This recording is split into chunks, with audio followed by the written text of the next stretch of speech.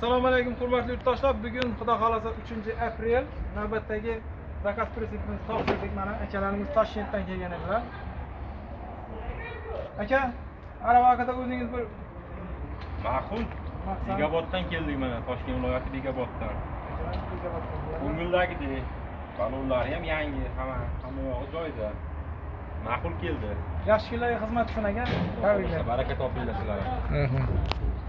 Bu arabamizga kelsak akalar mana 140 arava tentlari bilan chiroyli qilib taxlab berdik akaga. O'zlari zakaz qildilar, shunday bo'lsin deb. Mana Spark balon o'rnatilgan, Cobalt 150.